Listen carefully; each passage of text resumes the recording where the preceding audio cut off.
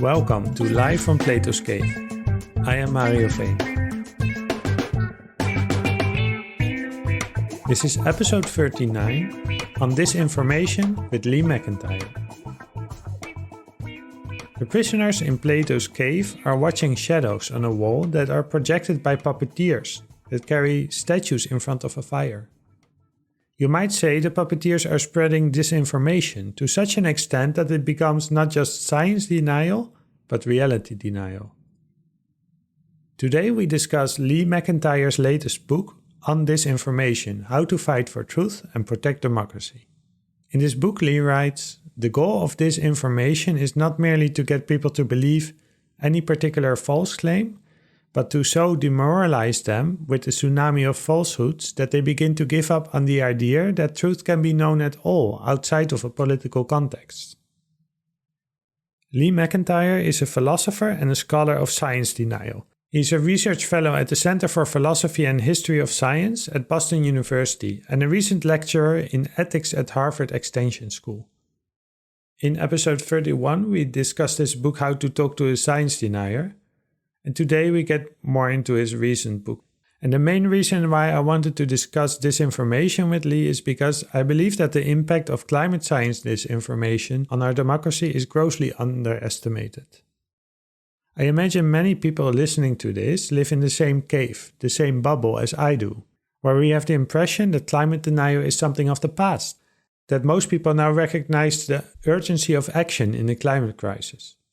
Well, I just don't think that's the case, based on my conversations with climate skeptics, what I see on social media and other research.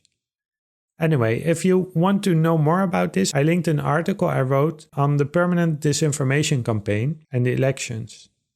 It's in Dutch and I provided an English translation. So I hope journalists and politicians start to pay more attention to climate disinformation because the merchants of doubt have been very successful so far.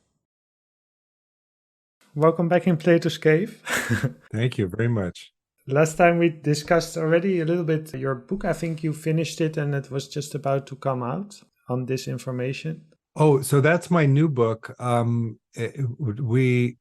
Did we already talk about that one once? We discussed how to talk to a science denier, but you were also telling me then you were writing on disinformation. Oh. Yeah. Oh, I tipped my hand and told you a little bit about the new book before the book was out. I hope exactly. I left something to talk about today then.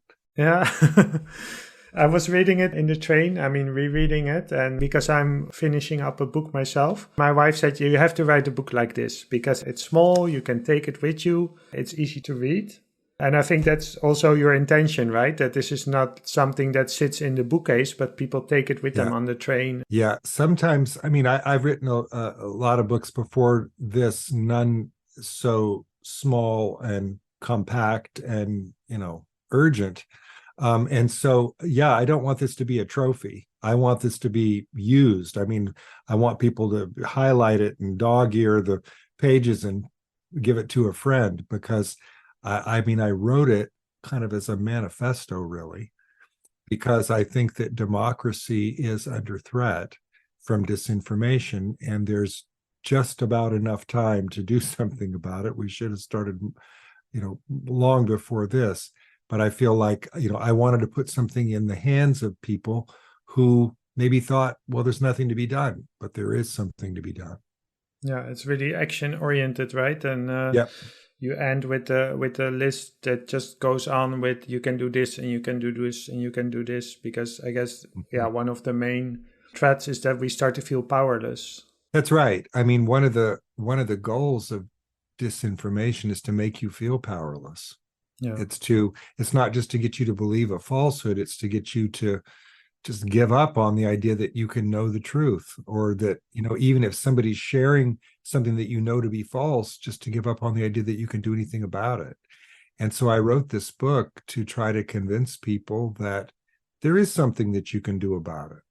And by the way, I'll give it away. The primary thing you can do is to realize that we're already in a disinformation war.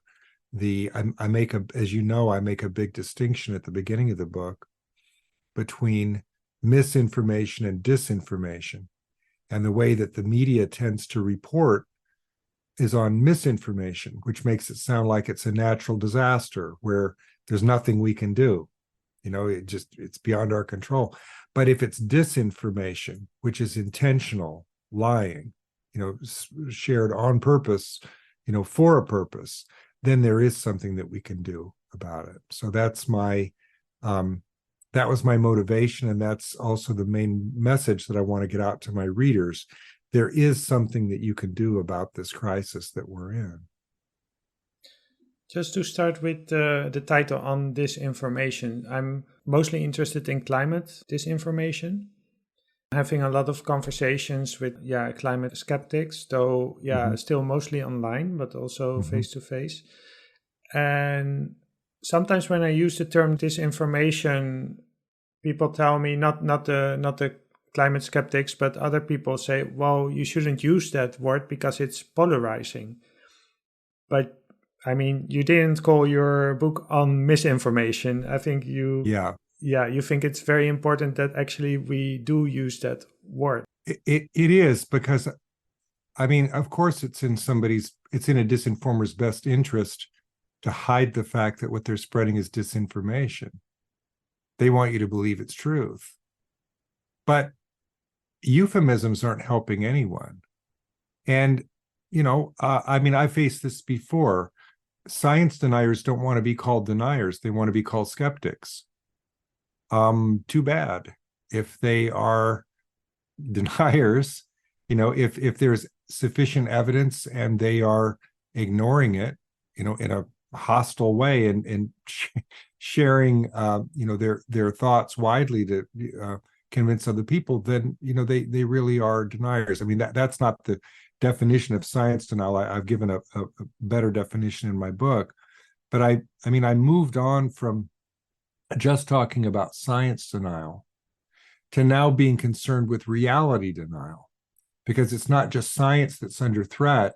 It's, the very idea that facts can convince us of what's true, not just about climate or not just about vaccines, but about the outcome of an election, about who was really behind the storming of the Capitol on January 6th. I mean, these are matters that should not be in dispute because they're factual, empirical matters. And I ask myself, why are they in dispute? And they're in dispute because someone wants them to be. This was the catalyst for writing the new book. Denial is created by disinformation. Denial is not an accident. Science deniers are created on purpose by people who want them to believe a falsehood. And so, of course, they'll complain to you, don't use the word denial, don't use the word disinformation. Yeah. But you have to, because part of the way to fight back is to understand what you're up against. As I often say, you can't win an information war without knowing you're in one. And there's no time really to use euphemisms. The other thing going on is you understand, because I'm sure you've read the other books, that the title On Disinformation, I'm shamelessly ripping off two other wonderful books, On Bullshit and On Tyranny. So now my book is the same exact size, and it's a manifesto, and it's called On Disinformation. So, I mean, those books were in some ways my inspiration, my motivation that I could do something like this. I admire both of those books. Well, the word bullshit, that's a pretty strong word. And the word tyranny, that's a pretty strong word. So I don't make any apologies for using the word disinformation, because that's what it is. Yeah, I agree with you. And it's not so much, I mean, of course, I can understand if you tell someone, oh, you're spreading disinformation or you're science denier, they get offended. But it's also the people who generally do believe in science and who do see there's a problem with, for instance, climate change, that say, okay, I understand, but if you call it disinformation, then you're polarizing, and then you lose your chance to that. And for me, it's I'm tempted to talk about martial arts again. Like, how do you fight without needlessly, if you fight, there's also a chance that you invite more conflict. Yeah, redirect the energy, right? But look, here's, I think, an important distinction to make. The disinformers are the ones who are creating the lies for their own purposes because they're benefiting by them. But they're counting on the other people to believe it, who are their victims. So they're not disinformers, technically speaking. So some of the pushback that you're getting is from people who have been victimized by disinformation about climate change. And they maybe believe what the liars are saying. And they say, how dare you call me a denier? How dare you call me a disinformer? Because, I actually believe this, and I actually think there's a debate. Mm-hmm. So, it's important. I mean, one thing that I recommend in my earlier book, as you know, is I think it's important to use the word science denial. But if you're trying to convince a science denier, don't call them a denier to their face. That's not, going to help convince them. Yeah. But the problem that we're dealing with is a problem of denial. Nobody likes to admit that they're duped. But most science deniers are duped. There are strong special interests behind trying to convince us that climate change is not real, or that there's poison in the vaccines, et cetera, et cetera. Those are the people who are primarily responsible for this. But the people who are victimized by the disinformation are spreading it. And, we have to find a way to deal with them. So, maybe you're right head on, accusing them of something which they don't think that they've done. It isn't maybe going to work. No. But, it depends on who your audience is. Are you trying to convince them, or are you trying to convince, the larger population, of what's going on? So one thing I try to do especially when talking online, is to be clear for myself about what my goal is. Mm-hmm. And I've been actually experimenting on LinkedIn. Also because on LinkedIn, people have to use their real name, and usually you have a job title. Oh, okay. But you're not very active on LinkedIn, I think, right? No. No. I have a LinkedIn account, but Yeah. it's very, very difficult to use, in my opinion. And I would just, rather communicate with people by email, or through messages on Twitter or Facebook. Yeah. Well, that's so. This is also one of the reasons I asked. Okay, can we please talk about your new book, because we have an election coming up in November. And the cabinet fell, I think that was in July or something like that, just before the summer. And right away, I saw such a rise in disinformation on LinkedIn, which is where usually a professional network. So my real name is there. They verify your company email and everything like that. And even then, I started to see under all the posts about climate change, all the climate disinformation that I recognize from people posting on their real names. And I think that in the Netherlands, maybe there's something happening behind the screens, but for sure there's nothing happening in front of the screens to fight climate disinformation. And we're now at the point where there are some parties, like I saw the Republican debate where they asked, do you believe climate change is real? And none of them raised their hands, right? Yeah. So there are some parties like that in the Netherlands as well. And I'm sometimes also lost for words, because I feel like I was so happy when I read your book. You actively say, we need to fight for democracy, and it's very serious. Yeah. That's why, coming back to what I said before, if the moment you use the word disinformation, the reaction is often, oh, you shouldn't use it. It's polarizing, but I think, actually there is a lot at stake now, because you just have to convince voters a little bit. They just need to doubt a little bit that climate change is real and CO2 is the main cause, and that therefore we should put a lot of effort in reducing CO2 emissions. Because if they doubt a little bit, it's enough already, right? We're a long, long, long way down the road to where we should have done something a long time ago about climate change. I don't think we can afford to try to spare people's feelings anymore. No. The evidence is overwhelming. The people who are resisting are either people with something to gain through their fossil fuel interests, or people who are duped by those people. And it's hard to convince someone that they've been duped. That's probably even harder than to convince them to change their beliefs, because nobody wants to feel like they're a fool. Nobody wants to feel like somebody else made them believe something. Mark Twain said, it's easier to fool people than to convince them that they've been fooled. So, I think there's something to this idea that, there are a lot of people now that are out there saying, well, this is an actual scientific debate about climate, isn't it? I mean, I can name some scientists who agree with me, if I'm a denier, et cetera, et cetera. And so, they try to make it look like it's a respectable scientific disagreement, but it's not.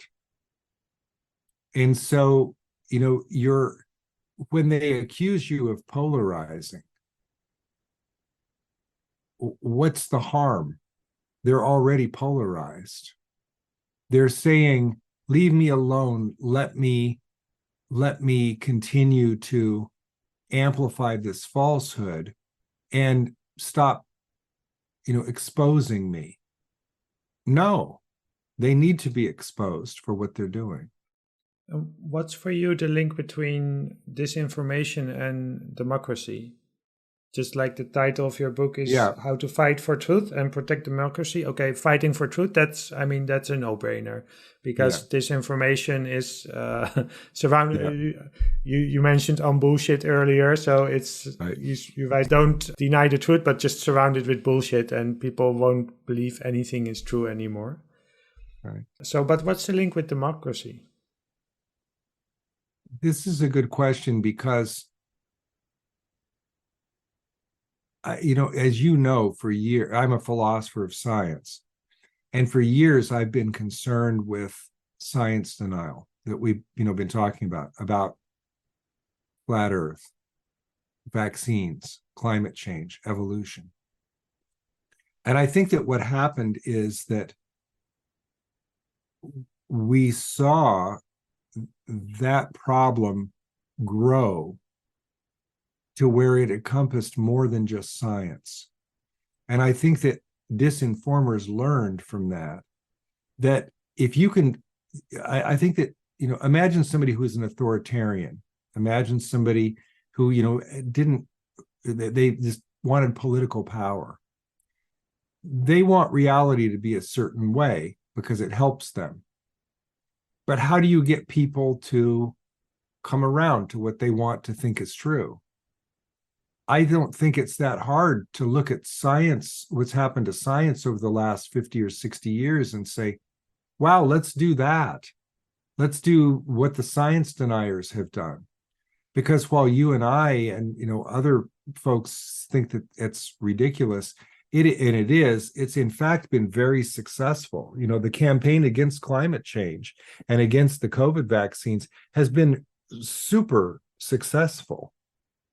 And so why wouldn't some authoritarian politician look at that and say, I want to do that too, but I'm going to do that about different things. I'm going to do that about whether the election was stolen from me.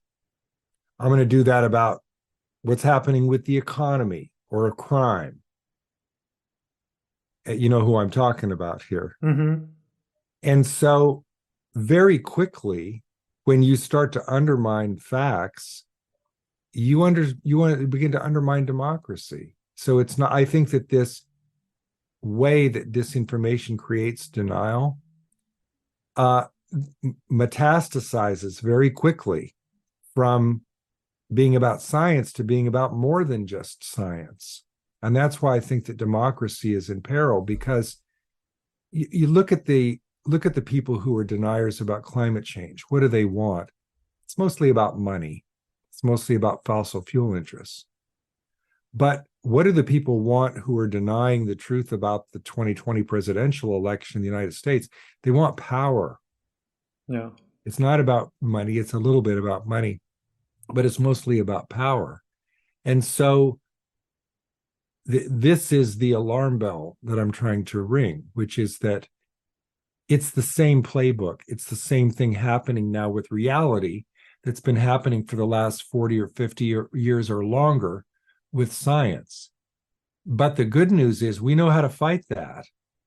I mean, we haven't won that fight, but we can look at how you push back against an anti-evolutionist or how you push back against an anti-vaxxer and understand that's the same thing that Trump and people like him are doing about the 2020 election. It's what I call in the book strategic denial. It's with a purpose. They're not just randomly saying falsehoods. They're saying it with a purpose. That's, by the way, where I wanted to draw a distinction. As much as I admire Harry Frankfurt's book on bullshit, I think that people have to understand the technical definition that he gives in his book is that that's somebody who doesn't care about truth, that they just randomly say false things because they're indifferent to truth. A disinformer is not indifferent to truth. They're very concerned with attacking the truths that they don't want to be true. Because you have to know what you want to attack, right? So you have to be aware of the science and everything like that. That's and right. Then you can say, well, if we change this a little bit, and that's right. It's strategic. Yeah. So Trump knows exactly what he wants people to believe. He wants people to believe that there's some kind of a Democratic conspiracy to steal the election from him, because that increases his possibility of getting people to vote for him and to be on his side in the next election. That's what he wants. In his heart and soul, I believe that Trump is a fascist. I think that he wants to rule through autocracy or authoritarian or whatever you want to call it. And the root that you often see in history, and Snyder talks about this in On Tyranny, is to attack truth. Yeah. Snyder says it very eloquently and much shorter than I did. He says post-truth is pre-fascism. Attacking the idea of not just truths, but the idea of truth. What I call in my book, Post-Truth, the political subordination of reality. That is a threat to democracy. Yeah, I think that's important to emphasize, because the goal is not to make you believe, CO2 is not the cause of climate change or something like that. But the ultimate goal is to make you believe that there's not really any truth, right? And all science is politicized, and that's right. And that's actually how it also it's an unfair fight, because the one who spreads disinformation doesn't need to let's say prove anything or have something positive to say. They only need to attack whatever someone else who says, yeah. That's right. That's right. Look at the cigarette companies in the 1950s who didn't want it to be true that smoking caused lung cancer. They didn't have to show that it didn't cause lung cancer. They just had to raise doubt where there really was none. And they were successful in that. And that's really what's happening today. I think that people are following that blueprint. And Naomi Oreskes, in her book Merchants of Doubt, called that the tobacco strategy. And they're using that today in American politics and politics around the world. They're using that same strategy of creating doubt where there isn't any. And you put your finger on it in exactly the right way. It's not just to get you to doubt some particular thing. It's not just to get you to believe some particular falsehood. It's to get you to give up on the idea of truth altogether. But there's one more aspect of it, though, that I want to make sure people understand. It's to distrust and even to hate the people who are on the other side. That disinformation is the thing that polarizes you, not truth. Disinformation is meant to polarize you around a factual issue so that you see the people on the other side as your enemy. So, which is a very bad thing. Mm-hmm. No. Yeah, the one of the links I made with Plato's Cave is that once you see kind of the mechanics behind it, like let's say like you see the fire and the puppets in front of you, in front of the fire. On the one hand, I kind of admire how it works as well, even though it's very destructive, but it's kind of ingenious because so you mentioned the tobacco strategy already. So I think one part that's important is historical, how do you say it? Historical awareness, because it's all there. You can read the books, you can read, there's nothing new under the sun in that sense. They're using the strategy because the only reason they're using it works, and it's successful. And climate... Right. And the climate disinformation, I think, I don't know if you agree with, but so if you look at the tobacco strategy, you can see, well, they weren't successful because now there's tobacco. No, they were extremely successful. It was until 1998. Yeah, they sold cigarettes for 40 years, 40 more years, and made billions of dollars. And even when they were caught, they paid the $200 billion fine and moved on. I mean, that just shows you how much money there is in tobacco, that they paid $200 billion and said, yeah, we'll make it all back. Plato's Cave, perfect analogy here, because it's hard enough to know reality just because we're chained looking at the wall, the shadows in the cave. That's hard enough already. What do you do now when somebody's standing behind and creating shadows where there are none? They're making it even harder, right? So, I mean, think about fraud in science. Science is already hard enough to do. It's already hard enough. I mean, you still can't know reality perfectly, even through science. There's because of the problem of induction. It's, just you can never be sure. You can rule a theory out, but you can never verify that it's absolutely true. You don't know. Shadows on the wall in the cave, absolutely. But what's even worse than that?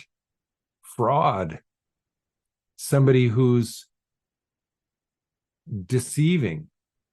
I mean, I think, by the way, is why fraud is the one real original sin in science, because I think people feel like, damn it, science is hard enough.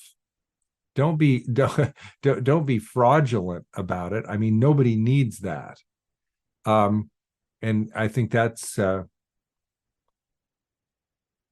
what we're recognizing is happening now with science denial and in American politics and really some politics around the world. People have discovered just how easy it is to manipulate those shadows. Mm-hmm. Yeah, and so one way is to, if once you start recognizing that, once you read the Merchants of Doubt or watch the documentary and you see, this has been done before. The other part is, what we discussed last time as well, the 5 strategies of science denial. Yep. Which are also genius. Like, one example, I did one post on LinkedIn because sometimes I had these discussions with climate deniers, and then I found out how to stop conversation, because I do it to learn, right? I don't do it to convince them. I do it to learn. That's one part. And the other part is I do it because of the people who are reading with me. So the audience in that sense. Yeah. So one of the conversation stoppers, if I thought, this is enough, I say, can you show me a scientific publication in a peer-reviewed journal that, and then they would reply like, well, there are tons of publications, and there's a debate in science about whether CO2 is the cause or not. And I would ask them, just keep on repeating, but can you show me a publication? And they would never be able to send me a publication. So I thought, I do one LinkedIn post where I say, well, I have these conversations with climate skeptics, and they often defend the claim that CO2 is not the main cause of the climate change that we're seeing now, or that there's a debate in science. Please, everybody, send me your peer-reviewed publications. So no YouTube links, no websites, no, all that stuff. And it was just fascinating because I thought, well, I'm actually honestly interested in sending those, in looking at those publications, because there are a few. So they sent like, I think between 10 and 20 publications in the end. I mean, I still have to look at them, but for instance, one of them, like the author confuses million and billion. So he says there's going to be 10, he says there's going to be 10 million people on Earth. And I think, okay, if this got through the review process. But even besides that, the most fascinating thing was what they did a lot of other things instead of sending those publications. And it was because I learned your 5, you didn't think of them, but you list them in your book, The 5 Strategies of Science Denial. Yeah. So it was so fascinating to look at, okay, what are they doing instead of sending publications? So one of them was asking me, no, you have to send a publication to prove without a doubt that climate change is real. And that's such a brilliant strategy, because I think if I hadn't read that book, I would have fallen for that, because if you hear it, it makes sense.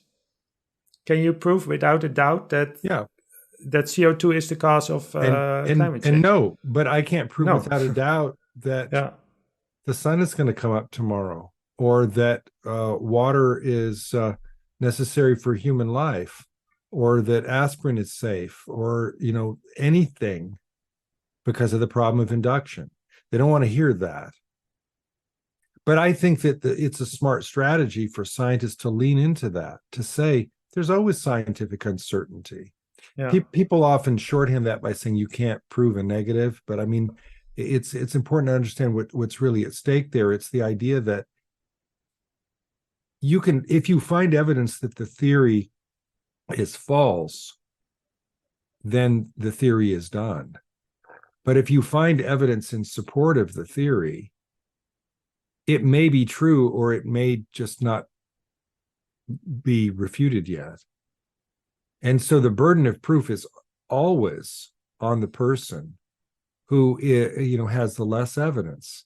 I mean, this is what I want to ask the science deniers myself, and sometimes do. Why do you prefer? Okay, so do you think there's a scientific dispute? There's a. I get into this with flat earthers sometimes, and they'll say, well, you've got your theory and I've got my theory, and there's evidence for both, or maybe they'll say that, or they say that they've got evidence for their theory, and I'll sometimes say, why? How is it rational? Or they say, you can't prove me wrong, or I could be right. I could be right. Yeah. Well, maybe, but why should I believe the theory that has less evidence? That's not rational. Not rational to believe the theory.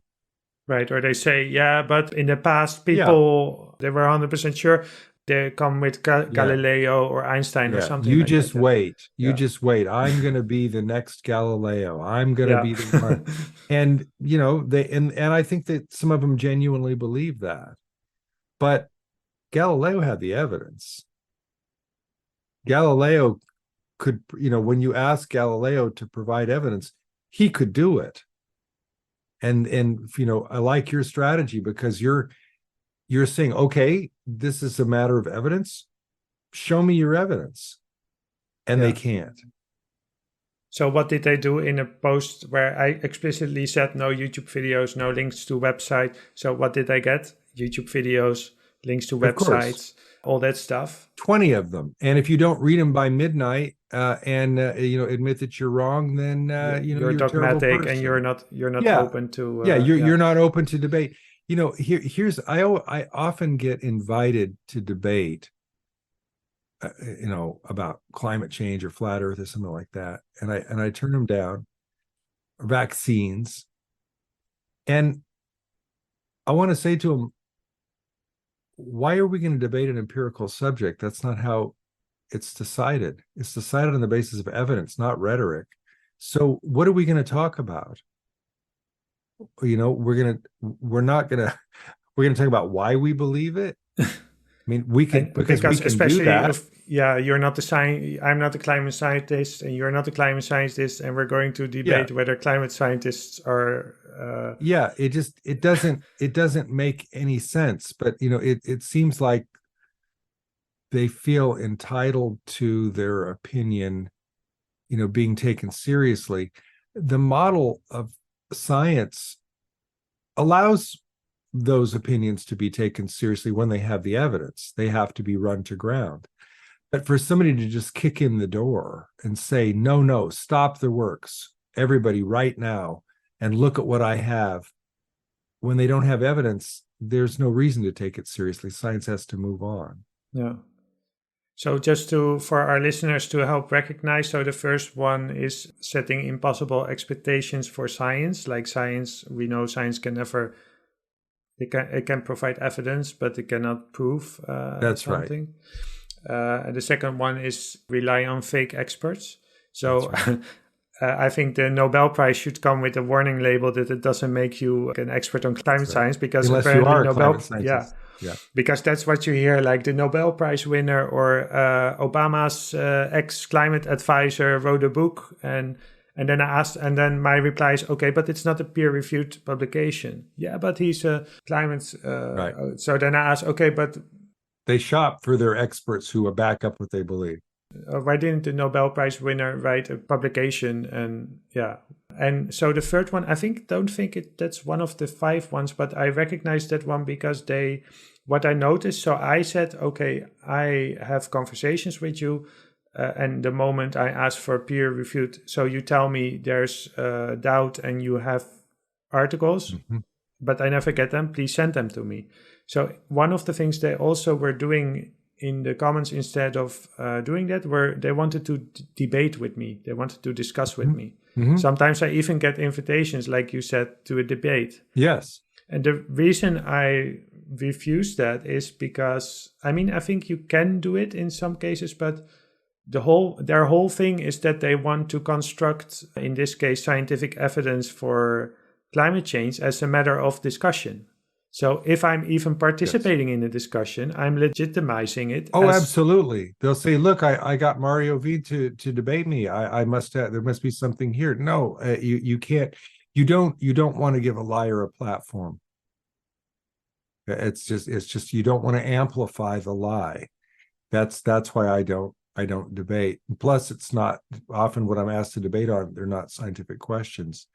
No, so you did them in slightly different order there, but I can go back, up the list. Setting impossible expectations for science, relying on fake experts.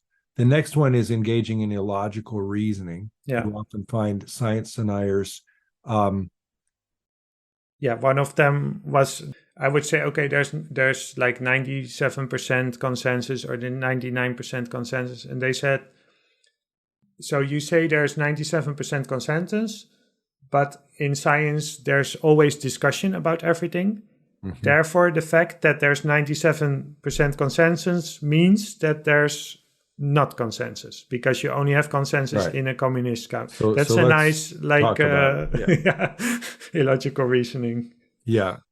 So engage in illogical reasoning, and the other two are believe in conspiracy theories. There's an obvious one. A lot of times, the denial that you hear about science or reality is embedded in belief in a conspiracy theory, which, by the way, allows someone to explain why there's no evidence, because that's how good the conspirators are, right? They've hidden all the evidence, or they've covered it up, they've bamboozled all these people. And when there is evidence, they cherry pick. That's the number one thing. They'll only consider the evidence that helps their point of view.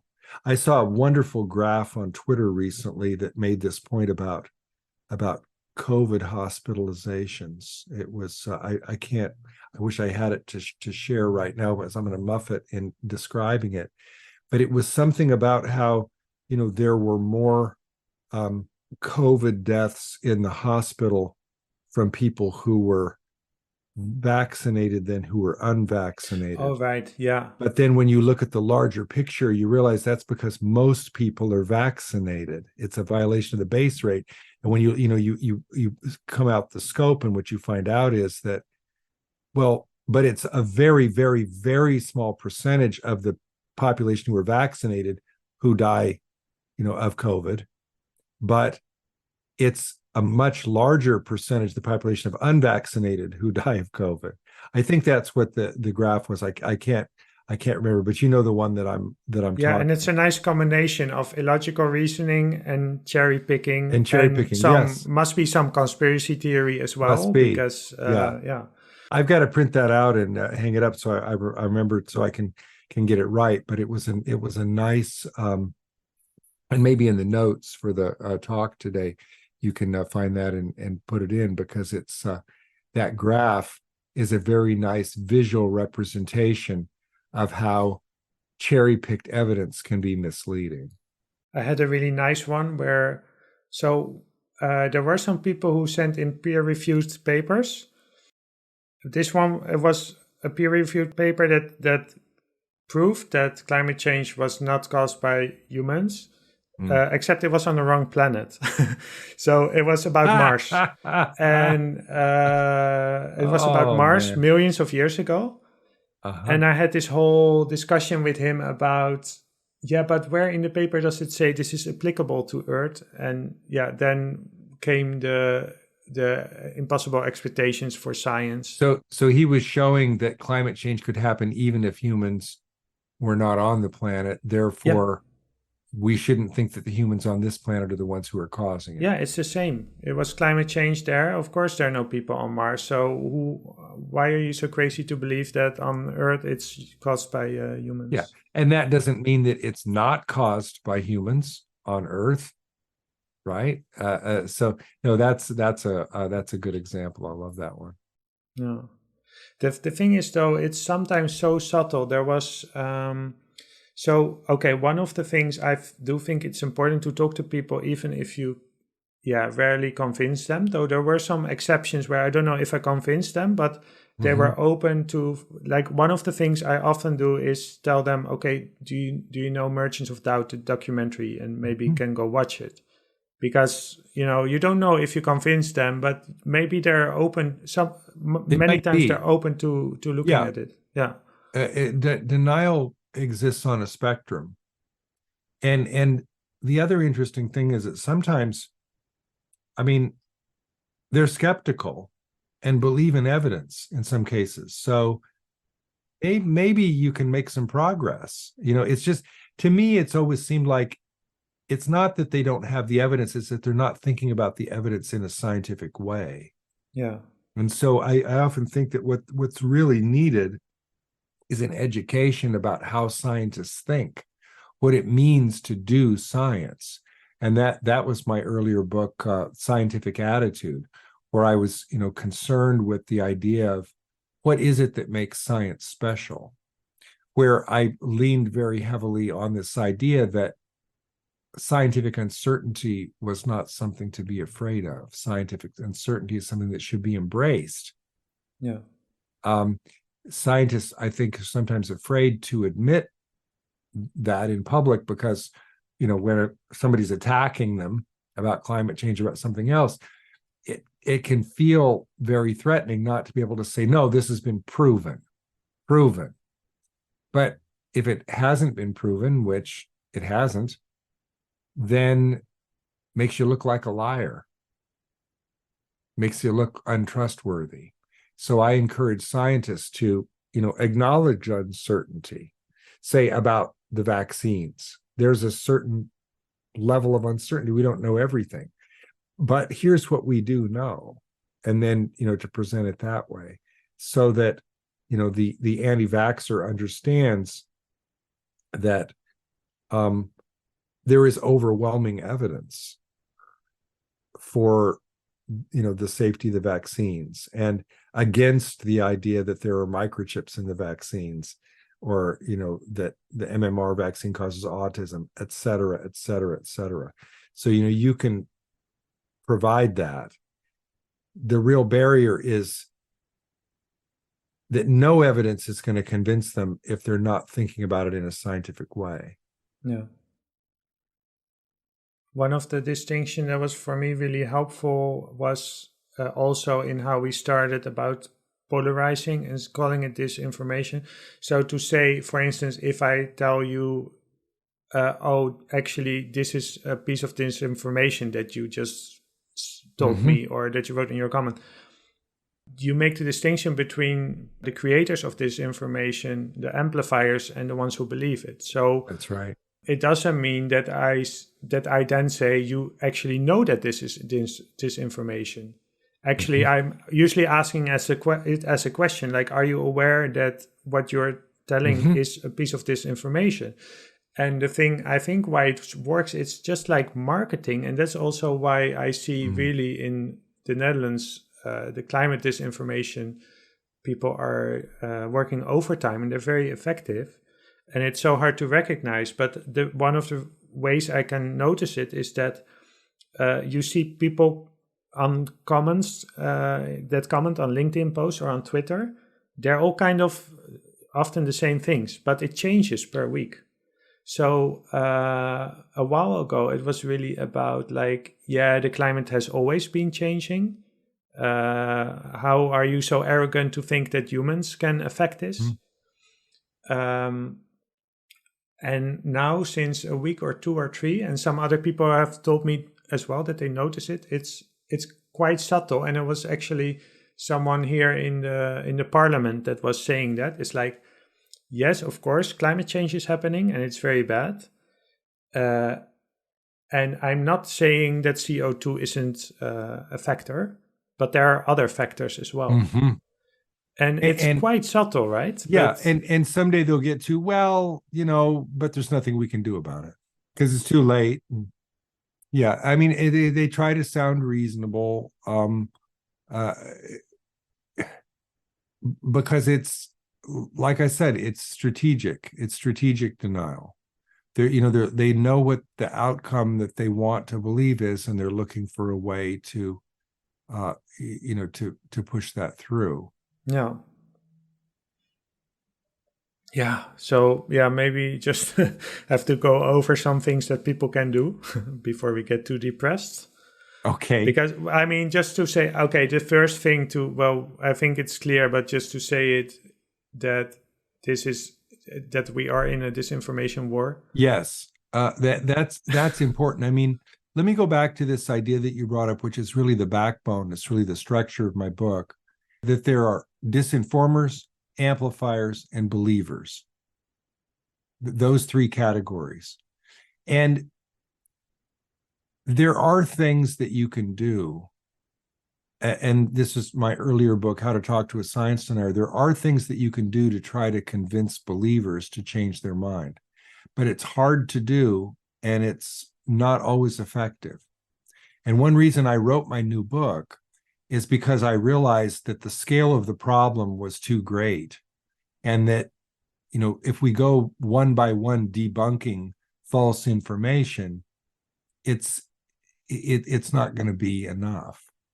So what I advocate in my book is that the primary pinch point is to crack down on the amplification of disinformation. It's the people who sometimes wittingly, sometimes unwittingly are sharing the false information, right? Because the person who's creating the disinformation is getting something out of it. The person who's sharing it may not be. Maybe they're sharing it because they think it's true, or, for whatever reason. But that's where most of the damage is done, I think, because without amplification, disinformation is useless. It doesn't get out to the audience. But once it gets out to the audience through amplification, like what's happening now on Twitter, it can be quite destructive. And the reason for that is cognitive bias. We're all wired up to believe certain things, to to violate the idea about a base rate, to be convinced by an anecdote rather than the evidence. I mean, it's just part of how we reason, and the disinformers exploit that. Yeah, it's like marketing and consumers, right? So the person who was saying, yeah, there are other factors, that's one of the parties that doesn't want to invest a lot of money in the energy transition. So it's like if you get delivered by a lobby group, like in Holland, you have Clintel, but I think they're worldwide. And yeah, they just have to give you this piece of like, yeah, but did you know that there are also other factors like this Nobel Prize winner and Obama's ex.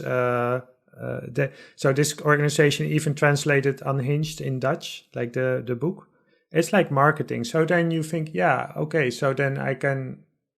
The person's generally either they're just amplifying it or they believe it, but it's something that suits their strategy, and they're not really busy probably with I want to spread disinformation or something, but they're just amplifying it because it suits their goals. And delay is just as effective. Doubt and delay are just as effective. There's a saying in the United States. This is kind of an old-timey thing, but I think you'll recognize the relevance. If you don't want to paint the barn, argue over the color. Right? That's a good one. Just distract. So rather than do something about climate change, let's argue about whether CO2 is the only factor.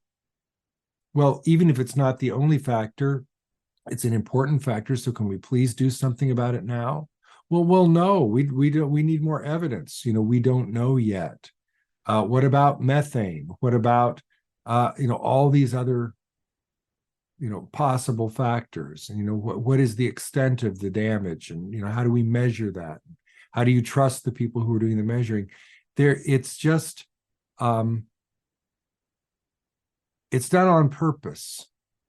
And you talked earlier about one way to fight back is to expose what's going on. And I think that's what needs to happen here, right? To make it clear, this is not a scientific debate. The scientific debate is over. This is a public relations debate from people who have something to lose, right? That's why it has continued in the way that it has. It hasn't continued on because there's actual doubt about whether climate change is real or what's causing it. It's something else. And I mean, to be able to expose that is very important, right? To be able to show what the interests at stake are and why they would be doing this. I think that's I think that's an important part of fighting back. I want to ask you two questions. The first is because we have an election coming up in the Netherlands in November, and I think climate disinformation we're going to find out later. There's going to be investigations, and they're going to find out climate disinformation played a huge part in sowing doubt for people. So and you're also going to have an election pretty soon? We are. So what's like the top one or two things that governments should do to kind of immunize the voter against disinformation, or help build some immunity at least? Government is not going to do it. No.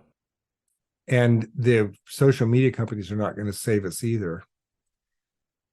I hope that journalists do more. I've got a good friend, Andy Norman, who's written a book called Mental Immunity, where he talks about what you can do for yourself to try to immunize yourself from disinformation, from bad ideas, and how you can help other people to do it too. But again, that's important, but it's grassroots. It's part of the solution. It's not the entire solution. I'm very interested these days in the idea of exposing the plot, making it clear who's behind the lie and what they get out of lying. I'll give you an example. Everybody has heard that there might be microchips in the COVID vaccines. How did that happen? Well, when you say a lie often enough, people begin to think that there's something to it. Everybody has heard that rumor. Most don't believe it, but some do. But how many people know where it came from? It came from, at least it was gigantically amplified by, Russian intelligence. There was, in April 2020, there was an article in a publication called the Oriental Review, which said that any future, now remember, this is April 2020, any future vaccines developed in the West would have tracking microchips in them, courtesy of Bill Gates, who held patent 666 on that technology. At the bottom of the article, it said share on Facebook, share on Twitter, which thousands of people did. By May 2020, 28% of the American population thought there was something to this. The Oriental Review is run by Russian intelligence. It was a lie, but people don't know that. So, they will say, people will say things like, well, I've heard that there might be something in the COVID vaccines, or, I'm a little worried about this and that. And I think that one way to try to get them past that is to point out, do you know where that came from? Do you know where, you heard it from this person who heard it from that person, but do you know where that started? It started in this publication, the Oriental Review. And then maybe you let them read that, and they read the story and go, oh, yeah, this is really interesting. I didn't read this, but I understand it. And you say, do you know who runs that? Soviet intelligence, your Russian intelligence. To a group of conspiracy theorists, that might be effective. So, I think that one of the primary things we can do is expose the plot, show why the liars lie, what their interests are. Not that, this is a big debate. There's another saying, follow the money. Where's the money behind climate denial? A lot of that money comes from fossil fuel interests. And the Follow the Money, the newspaper or the news organization, they're actually one of the rare ones that are doing their job as journalists. Yeah. But I wonder why, in Dutch, Clintel, which stands for climate intelligence. One of the tobacco companies also did that, like People for Health in blah blah blah. Of course. They're so effective because most of the times when I really get in a discussion with like someone who's not just trolling but really climate skeptic, it all leads back to Clintel. But there's hardly any serious news organization, and I cannot do it because they're very, how do you say that? They're litigious. Prone to litigious. Yeah. They'll come after you. Look, there's a writer in the United States, Jane Mayer, who wrote an important book called Dark Money, where she exposes the money, the interests behind, all these denialist plots in science and politics, etc. It sounds like you need somebody like that in your country. But it makes me wonder whether even just reading Jane Mayer might be instructive for people in the Netherlands, just to be able to say, oh, I see, that's how it works. Because if that's how it works in the United States, I'll bet that's how it works here as well. And in some ways it's sad because it's not really hard to figure out the people who are making money from the lie. Why would they believe it? Why would they, be advocating for it? Because they're making money from it. It's just, it's not difficult to put two and two together. Yeah. Well, who knows? I've been calling myself an existential journalist, reporting on existence. See? So maybe. Well, and your challenge too is when you say something like what I just said. Yeah. The challenge is that then you've got two problems, because you've got to not only show that the claim is false, you've got to show that it's intentionally false. Yeah, that's difficult. That's an added burden, but I think worth it, right? Because it's not a mistake. it's a lie. Yeah. So my last question, two-part question.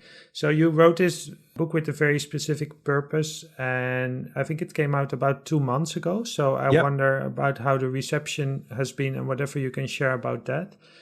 And the other part is, how do you see your role as a public philosopher in this debate? Yeah, for instance, I mean, there Yeah. are a lot of social scientists working in this field as well. So what do Right. you feel you can add as a public philosopher in this Yeah. debate? The reception to the book has been pretty good. I mean, as you said, it's a small, short, cute-looking book. And the rule is, if you're going to have a message that's kind of scary, put it in a, cute little package.